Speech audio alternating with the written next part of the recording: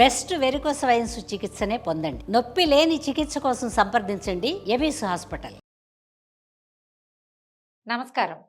మాఘపురాణం 8వ రోజు పారాయణలోకి వచ్చాం. మృగశృంగుడు అనే బ్రాహ్మణ యువకుడు తనకి కాబోయే భార్య అయినటువంటి సుశీలని, ఆమె యొక్క స్నేహితురాళ్ళిద్దరినీ కూడా అపమృత్యువు నుంచి రక్షించాడు. యమధర్మరాజు కోసం భీషణమైన తపస్సు చేసి ముగ్గురు అమ్మాయిల్ని బతికించాడు. పునర్జీవితులైన ఆ ఆడపిల్లలు ముగ్గురు ఏం చెప్పారో చూద్దాం. మృగశృంగుని మంచితనం వల్లను, పట్టుదల వల్లను, యమధర్మరాజు యొక్క కృపాకటాక్షాల వల్లను మరణించిన ఆ ముగ్గురు కన్యలు మరలా పునర్జీవులై నిద్ర నుండి మేల్కొన్నట్టుగా లేచారు. వారు చూసినటువంటి యమలోక విషయాల్ని వారి తల్లిదండ్రులకి, ఈ వింత విడ్డూరము అవి చూడ్డానికి వచ్చినటువంటి అశేష ప్రజానీకానికి ఇలా తెలియజేశారు. వీళ్ళ జీవుడు యమలోకానికి వెళ్ళిపోయాడు. ముగ్గురులో నుంచి జీవాలు వెళ్ళిపోయినాయి కదా, అక్కడ వాళ్ళు చూసిన సంగతి జ్ఞాపకం ఉంది వాళ్ళకి. ఏం చూశారో చెప్తున్నారనమాట.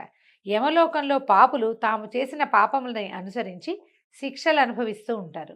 పాపులు తాము చేసిన పాపకర్మలకు యమలోకంలో కఠిన శిక్షలు అనుభవించవలసి ఉంటుంది. అక్కడ శిక్షలు కఠినాతి కఠినంగా ఉంటాయి. ఎర్రగా కాలుతున్న ఇనప స్తంభానికి పాపులను కౌగలింపజేస్తారు. ఒక ఇనప స్తంభం కాలుతూ ఉంటుందట, దాన్ని కావలించుకోవాలి. ఇనప స్తంభాన్ని కావలించుకుంటే ఏమవుతుందండి? శరీరం కాలుతుంది కదా, కావలింతలు తప్పవట, హగ్ చేసుకోవటమే. తర్వాత తలకిందులుగా వేళ్లాడగట్టి కింద మంటలు పెడతారు. సలసలా కాగుతున్న నూనెలో వేయిస్తారు.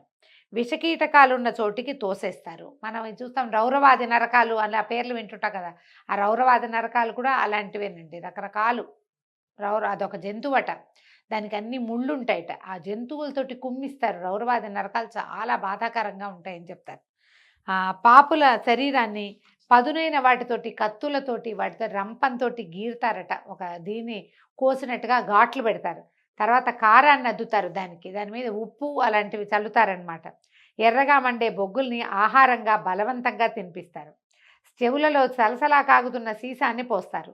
సూదుల్లాంటి ఇనప మేకులున్న చట్రాల మీద నడిపిస్తారు. వాళ్ళు చెప్పినట్లు చేయకపోతే కనుక, చెయ్యనిచో ఆ యమదూతలు శూలములతోనూ ముదరములతోనూ పొడుస్తారు. ముళ్ళ గదలన్నమాట వాటితోటి. అయితే ఈ శిక్షలన్నీ కూడా పాపులు చేసినటువంటి పాపముల యొక్క తీవ్రతని అనుసరించి ఉంటాయి అని ఈ ముగ్గురు కన్యకలు వాళ్ళు అక్కడ చూసినది వివరించి చెప్పేసరికల్లా తల్లిదండ్రులు, చుట్టుపక్కల ప్రాంతంలో ఇది వింటున్నటువంటి జనమంతా ఉనికిపోయారట. ఏమిటి ఇలాంటి శిక్షల?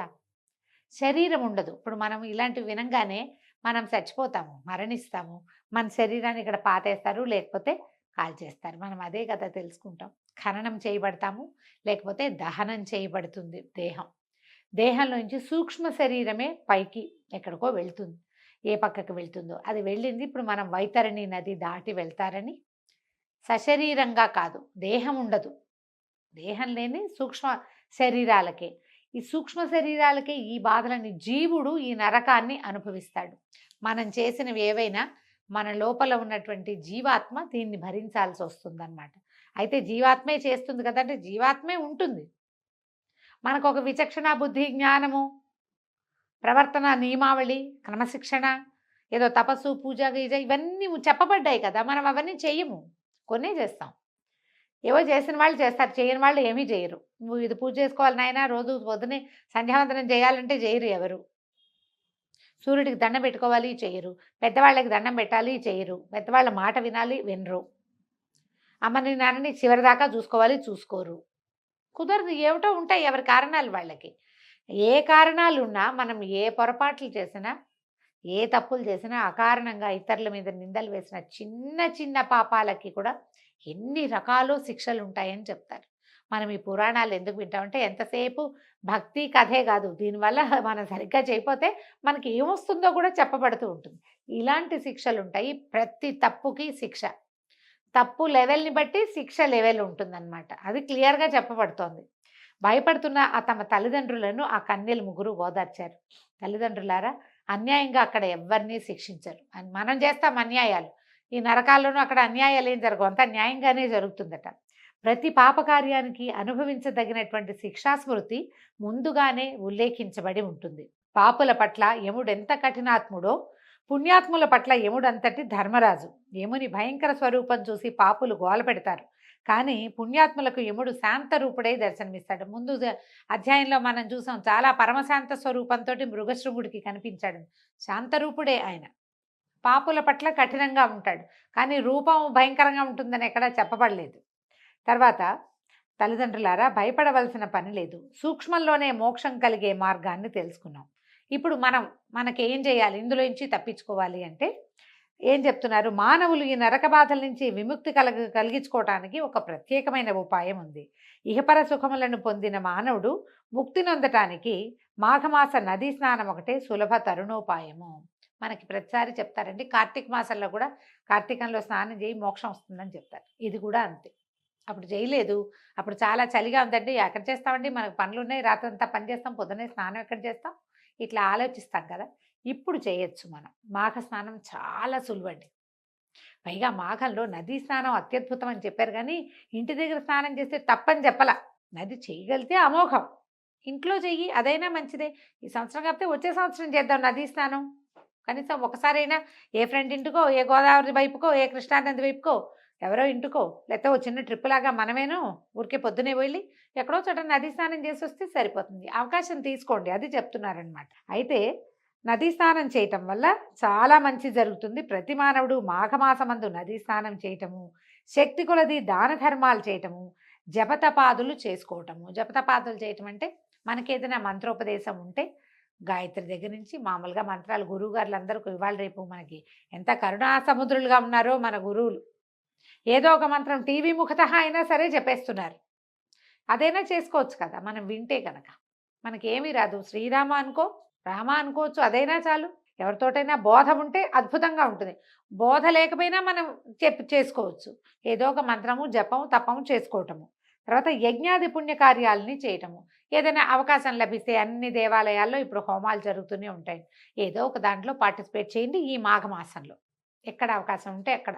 మన సమీపంలో ఉన్న ప్రతి దేవాలయంలోనూ ఏదో ఒక హోమాలు, యజ్ఞాలు చేస్తూనే ఉన్నారు. కొంతకాలం క్రితం ఇట్లా లేదండి. ఇప్పుడు మనకి అవకాశాలు చాలా పెరిగినాయి. దేవాలయంలో సత్యనారాయణ వ్రతాలు చేసుకోవచ్చు, పౌర్ణమి వ్రతాలు చేసుకోవచ్చు, అభిషేకాది క్రియల్లో పాల్గొనవచ్చు. ఫలానా యజ్ఞం జరగబోతుంది, పౌర్ణమి నాడు ఫలానా యజ్ఞం చేస్తున్నాము, ఆసక్తి ఉన్న వాళ్ళు పాల్గొనండి. ఇలాంటి ప్రకటనలు విపరీతంగా కనపడతాయి. మనం రెగ్యులర్గా వెళ్ళే దేవాలయంలో ఉంటే అక్కడే కొంచెం ఏదో అమౌంట్ మనం ఇంట్లో చేసుకోవాలనుకోండి, చాలా పెద్ద పనిగా ఉంటుంది. దేవాలయంలో, క్షేత్రంలో చాలా అవకాశాలు లభిస్తున్నాయి కదా. లభించే ఏదో ఒక అవకాశాన్ని, అన్నీ కాకపోయినా ఒకటి రెండింటినైనా తీసుకోవాలి. తర్వాత భగవంతుని పట్ల భక్తి శ్రద్ధలతో ఉండి ఈ మాఘమాసం అంతా కూడా విష్ణు పూజలు చేయుట ఇత్యాది పుణ్యకార్యాల, మాఘ స్నానం చేయటము, ఇలాంటి పుణ్యకార్యాల వల్ల ఆనాటి వరకు అంటుకున్న పాపాలన్నీ నశిస్తాయి, స్వర్గలోక ప్రాప్తిని పొందవచ్చు. కావున మాఘమాసమందు ప్రతివారు నదీ స్నానము గావించుట ఉత్తమోత్తమమైన సాధనము. మాఘమాస నదీ స్నానం అత్యంత పుణ్యప్రదాయమైంది. ఇంకా చెప్తున్నారండి, ఇంకా కొన్ని ఏమేం చేయాలో. ఈ మాసంలో విష్ణు పూజ చేయటము, పురాణ శ్రవణము. ఎలాగో వింటున్నారు బుద్ధిమంతులు మీరంతా, కాబట్టి ఏం ఇబ్బంది లేదు, దీంతోటే సరిపోతుంది. శక్తి కొలది దాన ధర్మాలు, శక్తిని బట్టే దాన ధర్మాలు చేసుకోవటం.